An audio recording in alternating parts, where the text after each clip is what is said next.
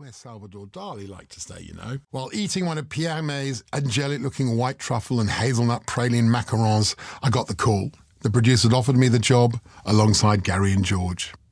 2 days earlier, I'd found out that I'd been overlooked at the Age for the role of chief restaurant reviewer.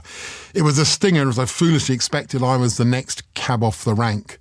So what did I have to lose? Well, for one, my job as a food and travel journo that had landed me in a 5-star hotel opposite the Tuileries eating what had to be the coolest pastry in the world. I was already in the most blessed place imaginable. I'd done a bit of TV in the past and found it a small pond of hungry sharks.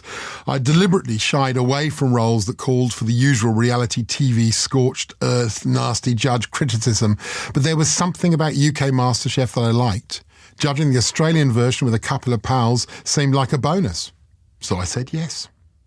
The complication was the fact MasterChef was shooting in Sydney and my family and I lived in Melbourne. I'd need to relocate for 7 months a year. This would later increase to about 9 months when variants like Celebrity and Junior MasterChef were added, but that wasn't in anyone's wildest dreams at that stage.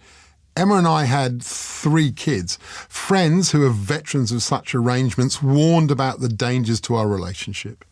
It would be hard on Emma, but she pushed me to do it. She thought it would be good for me. Anyway, it wasn't as though it was going to a second series. What's the point of a cooking competition where you can't smell the food or taste the dishes?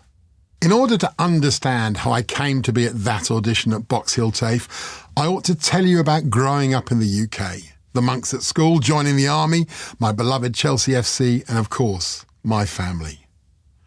Oh my family.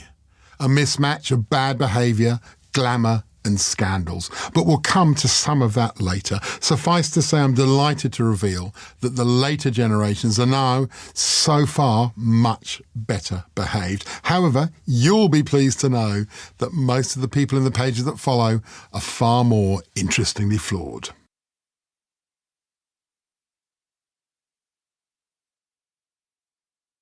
Too many introductions. Introduction 1. Why have you got 2 birth certificates? Are you adopted? This is my 17-year-old daughter, whip smart with a street fighter's insight, standing amongst 1,000 holidaymakers near the chaotic and slightly frantic Jetstar gates at Melbourne Airport. Seems a less than ideal spot to start revealing lifelong family secrets. But then again, where could be better?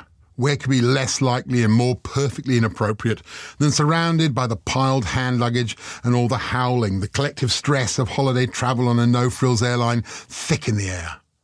It was strangely right. I nod. So, your dad wasn't your dad? And your sisters, our aunts, aren't really your sisters? Not quite. It's complicated. Well, yes and no. They're actually my half-sisters. You can see the world reordering in her eyes. But to me, they've only ever been my sisters. At this, you can see things start to right.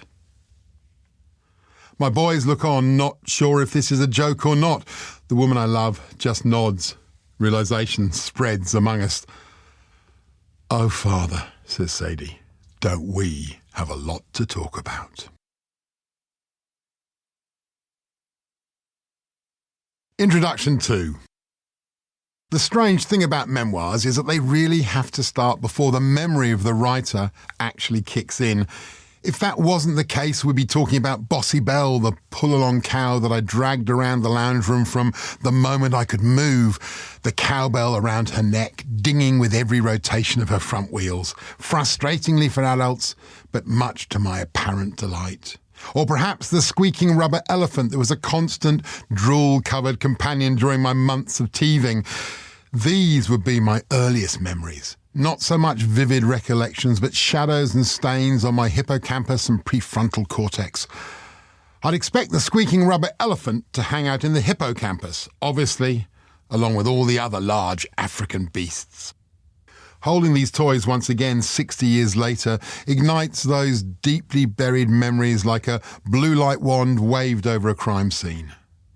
These are underwater memories, soft and shifting, but I feel an emotional connection with them that can only be explained by the earliest imprint.